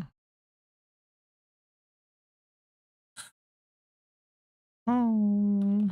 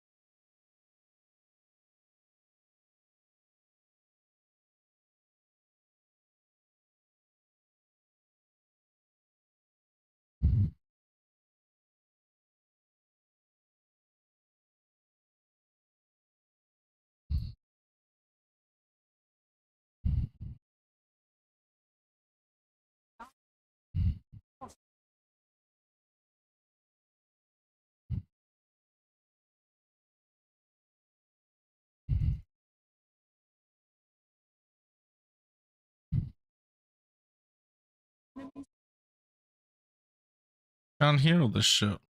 Maybe it is fine. It's just monitoring's turned off.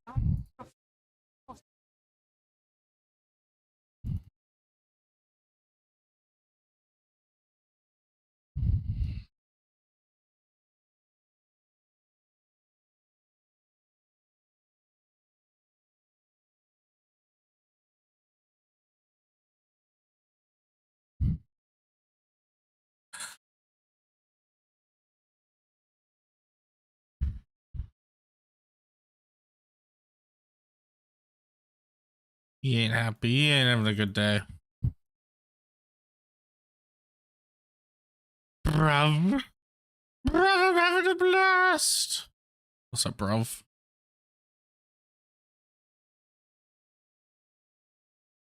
Oh, he changed his mind real quick.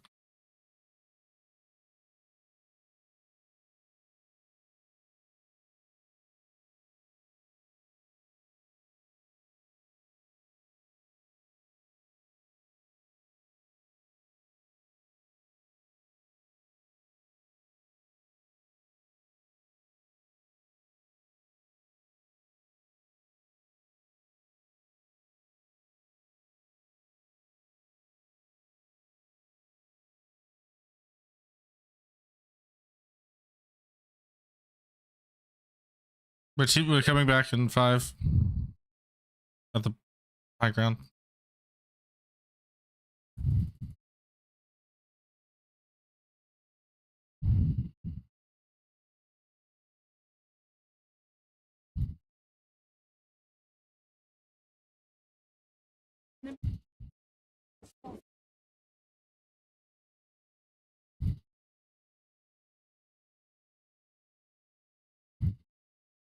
Jesus Christ.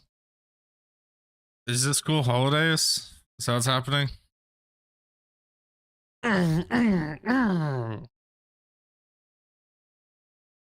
Okay, let me check.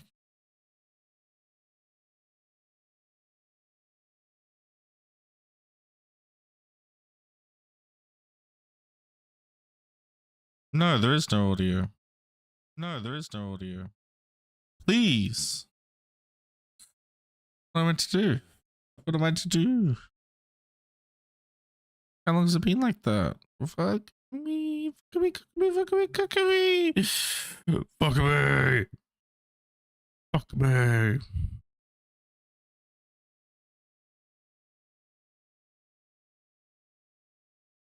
It's gotta be over here.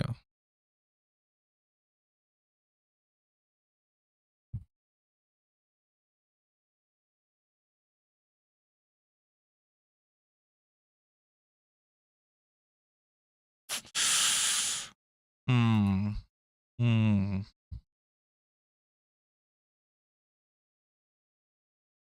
Keeps Fedora. That's so sad. Why are they like this? Why are children like this these days?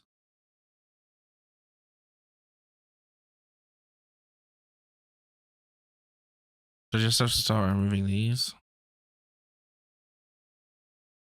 I have it on here too. Wait, maybe I shouldn't be filtering, noise suppressing my desktop.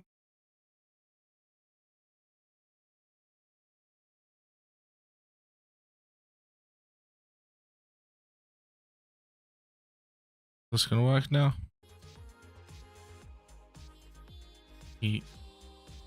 Kind of.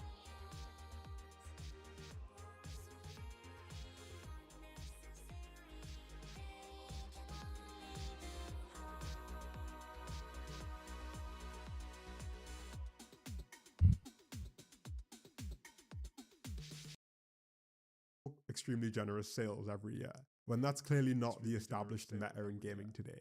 You won't find any reviews like this if you look up their competitors. People don't like wax poetic about the Epic Games Store or about EA Origin, and there are a few really good reasons why fuck Origin, piece of shit. Fuck Origin, fucking do Origin. I can't remember why. The elephant in the room. Every time we go online, there are companies that are tracking what we buy. Damn right I am. And literally everything that we click. Fucking clanker. Oftentimes, this data ends up in the hands of data brokers, companies that build massive profiles about you and sell them online to advertisers, scammers, and even data. Thank you to Incogni for sponsoring this video. Let's get back to it. So Valve is a weird company, but not just from the outside. While basically every major tech company from their era decided to become publicly listed on the stock market and solicit investment from the public, Valve has had a really quite different approach. They've remained completely private since being founded, and as a result, it can be hard to find out pretty much anything about how the company works, but some people have done their best to dig deep and get some information. The biggest advantage, first of all, of them being private is how they set goals. A public company like Meta has obligations every quarter. They have to announce and subsequently beat their earnings estimates, the share price has to keep going up, and even a small dip in revenues can be pretty disastrous for the future.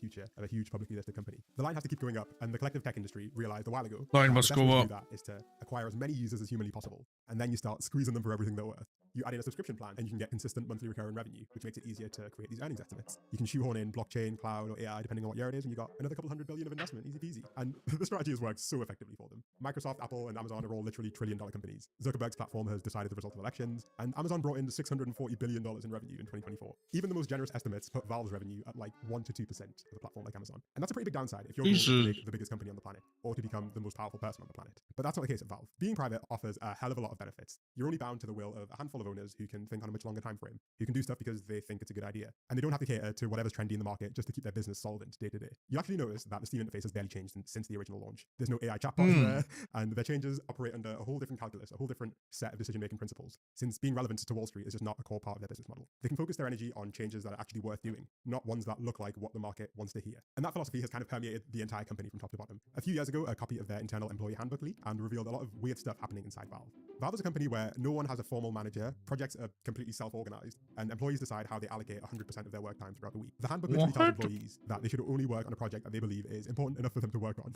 They have a section all about work-life balance, which directs newcomers towards a specific employee that they can speak to if they need more encouragement to take time off. There's so much stuff in here that would never in a million years pass the approval structures of your average public company, where having power over people is kind of the point a lot of the time. Stuff like nobody has ever been fired at Valve for making a mistake, and working overtime for extended periods indicates a fundamental failure in planning at Valve. These things are pretty wild to see in a corporate handbook, and clearly Valve has put a lot of thought into creating a company that actually does seem to get quite a lot out of its people, especially given how small it is. I've kind of been glazing these guys up until this point, alright? And in the world we live in, they're clearly not the worst tech bros out there. But it's important to remember one thing about Valve. It's not a charity, okay? It exists like literally every other company of this scale to make a lot of money. And it does that incredibly well. The CEO, Gabe, isn't suffering because of his choices. He hasn't sacrificed anything in the pursuit of his business model, right? He's got an armada of yachts and is currently building a $400 million super yacht, which is about the same price as a Boeing 747 passenger jet. And I don't know how many times you might need to hear this, but you don't get quite to this level without doing at least some degree of shady business. And Valve has not been immune from that. Honestly, the most important reason why Valve continues to operate the way it does is because it works incredibly well at making money. Their revenue per employee is higher than basically every other major tech company, and they just like print money with Steam, which is likely the reason why we've seen so few actual game releases from a company that was created to release games. It makes a lot more sense to just sell other people's games and benefit from the upside of a successful hit, and take little to no risk if a huge project flops on their platform. Even once you're aware of the main factors behind Valve's success, their unique corporate structure, their good leadership, focus on consumer experience, and strong hiring, it can be a little difficult to understand why they haven't been dethroned yet, especially given that the competition collectively has access to trillions of dollars. Now, part of it is just that the PC market has grown year on year. It's so unbelievably cheap and easy to access the PC gaming world, especially compared to 2003, and Valve has been rewarded handsomely for that. And while they've been able to achieve this level of growth without actually like seriously mistreating their consumers or their employees, they've not necessarily been as nice to everyone else involved in the game development process. As they've grown, the pressure that they've put on game developers and game publishers, especially the smaller ones, has been getting a little bit out of hand. So Steam takes a 30% cut of all sales through the platform, which is ludicrously high. For context, a website like eBay takes about 12 to 15%, while other game sale platforms take even less. Epic Games takes nothing on the first $1 million in sales, and even the famously generous Microsoft only takes 12% of sales on its store. And in a fairer world, game developers could take advantage of lower fees on other platforms to offer better prices to customers. If I was a game developer that needed to make $7 per copy sold in order to recoup my initial costs, then I could charge $10 on Steam as a minimum, since they take 30%, and I could charge, say, $7 on Epic, since the first $1 million in sales has zero fees. Customers would get cheaper games, the devs would get the same amount of money. It's one of the clearest win-wins ever. Except that Valve is well aware of this, and forces developers to agree to what's known as a most favored nation clause in its agreements. An MFN, a most favored nation clause, basically means that a developer can't sell their game substantially cheaper elsewhere if it's also listed on Steam. It means that even if another platform cuts the fees that they take, the developers aren't allowed to pass on the savings from that deal to the end consumer. If a game is $10 on Steam, it has to be about $10 everywhere else. And very few games can survive without being on Steam, given that they have all of the customers. It's created a setup where Steam looks like the best deal, in part because it literally pressures developers and publishers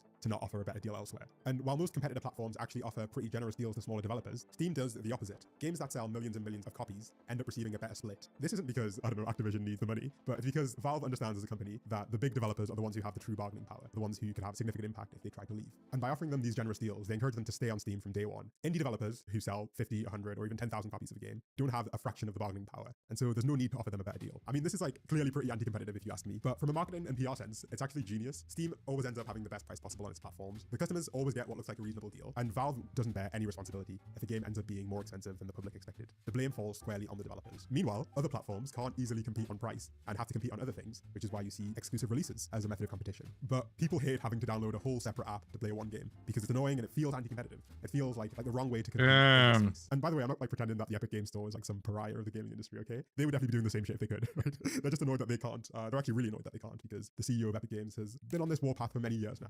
And the reality is, their app is not the best, not just because of these anti-competitive practices that they're subject to, but also because the Epic Games Store is not very good. And many of these alternatives are just not very good to use. They can be buggy and laggy, while Steam ultimately, at the end of the day, provides a very functional service. The point that I'm actually making here is that Steam has monopoly power in this market, and they're using this power to do what all private monopolies always end up doing, restricting consumer choice and restricting competition. Until recently, Apple did a very similar thing. They'd take 30% of all in-app purchases that were done on Apple devices. Apps were literally not even allowed to tell their users that Apple was just taking 30% of the money, and that you could sign up through Google Chrome or whatever for a discount. Apple wasn't taking this 30% fee because they were providing some amazing extra service when you bought your Fortnite V-Bucks. They did it because, much like Steam, they have completely unreasonable levels of control over the mobile app market, and they can get away with it. And it was a major legal issue until earlier this year when a long-standing lawsuit forced Apple to let developers offer alternate payment methods with lower fees. And in my opinion, this is basically identical to what Steam does in gaming, except they were smart enough to realize that they needed to keep the biggest publishers on side, and they couldn't push it too far. Instead of trying to get 30% out of literally everyone, like Apple did, they made it an explicit point to offer more generous deals to the bigger clients. And again, let me remind you, Steam is actually a pretty good service, right? It mostly just works, but that doesn't mean it's not also holding an unfair market position. And it's no surprise that Valve are actually currently facing a class action lawsuit from a group of developers who allege exactly this. And they brought receipts. An economist quoted in the lawsuit even estimated that in a properly competitive environment, Steam wouldn't take more than like 17 to 18% of sales, as opposed to 30%. This is literally billions of dollars that would end up back in the hands of developers. It's not like chump change. And I think we let Valve and Steam off for a lot of this behavior because they're often seen as like a neutral middleman who only exists to make the process of gaming smoother.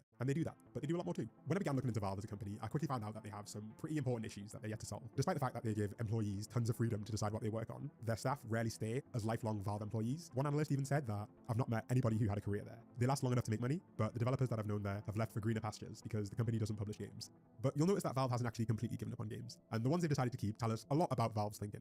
Once upon a time, they were really best known for single-player experiences, games where you pay once and you had all of the content. However, ever since the release of Team Fortress 2, an online multiplayer shooter, they realized you didn't need to make new games to make money. You needed to make more money from the games you'd already created. And thus was born the microtransaction. Instead of concepting, researching, and developing a whole new game, why not just sell cheap items that add on to an existing game? But the real genius wasn't selling like cheap collectibles and letting people buy them. It was letting people gamble for them. In 2010, Valve launched the Supply Crate, an in-game item for Team Fortress 2, which allowed you to receive a random in-game cosmetic item. Except to receive the item, to unlock the crate, you had to purchase a key with real money. Basically, you paid a small amount of money for the chance to receive an item that was worth potentially hundreds or thousands of dollars, or potentially an item worth nothing. This is the infamous loot box. And shock horror, it turns out people, especially kids, quite like gambling. Valve developed item marketplaces and whole in-game economies around these items, wherein people would sell them for real money, use them to launder illicit money, or just do some old school degen gambling. The loot box mechanic has been so successful that it's present in basically every actively maintained Valve title. While they weren't the first to use this mechanism, they definitely popularized it by creating marketplaces that integrated smoothly the in-game value of items with actual dollar value and let people swap them easily for cash. And Valve makes a killing from this. One Counter-Strike tracker estimated that Valve had made $1 billion just in 2023 from selling loot boxes in the Counter-Strike games. There are so many testimonies of former players of these games where they detail getting addicted to gambling as kids, especially in a game like Counter-Strike, and Valve hired leading economists to analyze their in-game economies, and they have a really intimate understanding of this stuff. They just have zero incentive to change things. The vast majority of people who play these games won't spend a penny, except the percentage that are susceptible to gambling addiction will spend all of their money on it. In the world of mobile gaming, which relies on a very similar model, about 50% of the revenue comes from just 0.1% of the user base. And we don't have numbers for Valve, but I don't imagine it's a mile off from this. When gambling regulators have tried to shut down these systems, Valve responds not by removing them from the game, but by trying to tweak them and design alternative systems that keep as much of the gambling feel as legally possible. Valve has created what Yanis Varoufakis, one of their former economists, would call a digital fiefdom. It markets itself as a neutral middleman, but it actually has a hell of a lot of power for deciding what happens on its territory. Developers depend completely on them, and they have an unfathomable amount of consumer data and complete dominance of their market. And anyone that uses Steam to sell games is under a lot of pressure to remain on Valve's good side. They're more like medieval lords than they are medieval marketplace operators. And currently they've been pretty nice with that power, especially to the people at the end of the chain, the consumers. But they're under no obligation to keep that up. And I struggle to believe that Valve will keep being quite as nice if their margins ever get hit or if they have a change of leadership. We need to create a more robust system by making sure there's actual competition in this space. And if it's still not clear why competition is so important, you can just replace Steam with any other company that has this much control over a digital marketplace, whether it's Apple or Amazon, and it might become a bit more obvious as to where the problems could emerge in time. All in all, things could be a lot worse, and my experience and most people's experience with Steam has been pretty good. But good enough is not good enough, okay? The standard that Steam has set for users should be the norm. It shouldn't be an exception. And in fact, it's very much the exception that proves the rule. Steam's level of quality should be the bare minimum that we tolerate, and I don't think that's too much to ask.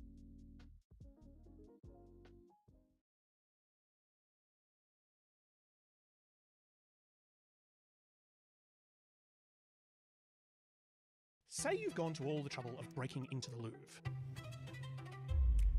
Thieves roll up in a stolen moving truck, extending the ladder, and climb to the first floor. You've climbed up onto the balcony, you've used your disc cutter to get into the museum. 4 intruders, one in a high-vis vest, slipped into a room glittering with French crown jewels. Right in front of you is the 140-carat Regent diamond, which was once in the hilt of Napoleon's sword. It's worth $60 million on its own. And yet, you grab a bunch of other stuff. A jewel-encrusted brooch, decorative bow, and a diamond tiara once worn by Empress Eugenie, wife of Napoleon III. Why not take the diamond? Did the guys pulling off this Louvre heist not know that it was there? Did they not see it? Did they not want it? Well, we don't know for sure because we can't see. The closest camera was pointing away from the window used to enter the Apollo gallery. Now, like a lot of people, I love a heist movie, and those movies have told me that $60 million diamonds are protected not only by cameras, but by laser grids, pressure pads, infrared and vibration sensors, that kind of thing. And any one of these systems, if set off, will activate an automatic lockdown. Otherwise, you leave yourself open to thievery by malicious chickens who've got their feathers on the wrong trousers. But it turns out the Louvre doesn't have any of that. In fact, the staff have been warning us for months that the place is in a bit of a state. The Louvre also has been troubled by dangerous temperature swings, outdated infrastructure, and foot traffic far beyond what the museum can handle. The Louvre staff say the place is falling apart. Auditors found that while the museum spent 105 million euros on buying new artworks in the last 6 years, only 3 million was spent on security upgrades. And the Louvre could really do with an upgrade. One security audit in 2014 found that the password for the security system was Louvre. Many of the security cameras are analog, and there are still 249 rooms in the museum with no security cameras in them at all. In the Denon Wing, which houses the Mona Lisa and the French crown jewels, 87 of the 148 rooms have no cameras in them. Security staff say that they are overworked because they have to monitor all of those rooms manually. So it's perhaps no surprise that in October, a group of bumbling thieves were able to pull off a smash-and-grab heist. In their rush to escape, the intruders dropped a few gold and emerald pieces before taking off on motorbikes and left behind a helmet. These guys were less Ocean's 11 and more Ocean's 7-Eleven. It wasn't a great look. In the days after the heist, the director of the Louvre offered her resignation, but it wasn't accepted. Investigations are ongoing, and at least 4 arrests have been made. But how can security at the world's most visited museum be so lax? And why would you steal a bunch of tiaras and leave the biggest diamond in France behind? Well, it turns out that the real world of art theft is very, very different to the fictional version. And it's different in ways that you definitely wouldn't expect. I'm Matt Bevan, and this is If You're Listening. Every so often, an art gallery director comes along who really wants you to know that they're an art gallery director. The basic trope of Australian art. There's that unmistakable voice, that unmistakable bow tie. It's unmistakably Patrick McCackey, the flamboyant director, the passionate steward of the city's most valued treasures. He was one of the most recognisable personalities in the Australian art world in the second half of the 20th century. Look, here are the most fantastic objects in the land, and they're in Melbourne, in this great gallery. And look at this great exhibition, and this is the story. He was an art critic for the Melbourne Age, an art historian, and during the 80s, the director of the National Gallery of Victoria. Now, I think the National Gallery of Victoria is not just one of the great heartbeats of Melbourne, it is the heartbeat of Melbourne. In 1985, McCackey made the most expensive acquisition in the gallery's history. This is the Weeping Woman.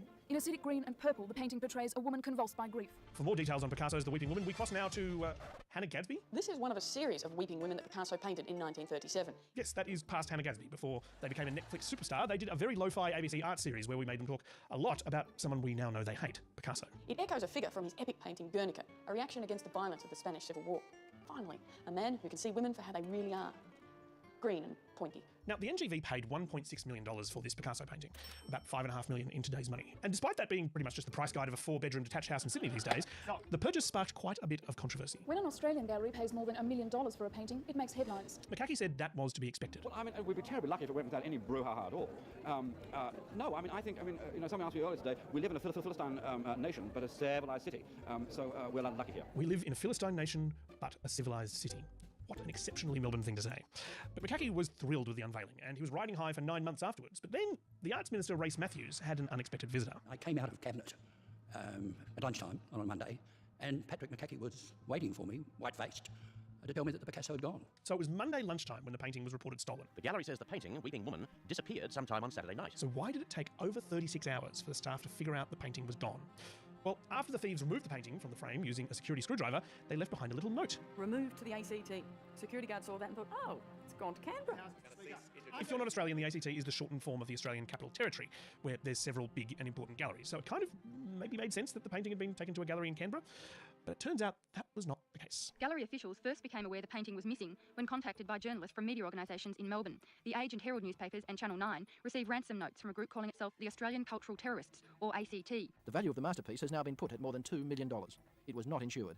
The gallery could not afford the premiums. The ransom note from these cultural terrorists was addressed to Race Matthews, the Arts Minister, and it was, well... The tenor of the letter was, on the one hand, personally abusive, on the other hand, fairly undergraduate humour. The letter referred to the Minister as Rank Matthews, a tired old bag of swamp gas and a pompous fathead. And it said, we've stolen the Picasso as a protest against the niggardly funding of the fine arts in this hick state and against the clumsy, unimaginative stupidity of the distribution of that funding. It's a bit wordy. Their beef was that instead of assisting local artists, the government was spending almost all of the arts budget on purchasing, storing and displaying works from foreign or dead artists, or both in the case of Picasso. Very little will end up in the hands of struggling artists. The group gave the government 7 days to respond, or they would destroy the painting. Initially, Patrick McCackey kept finding ways to make matters worse. Concerned about public perception that security at the gallery was lacking, he removed all the chairs that the security guards sit on during their shifts. The attendants objected to increased security measures, which meant they could no longer sit down on the job. They objected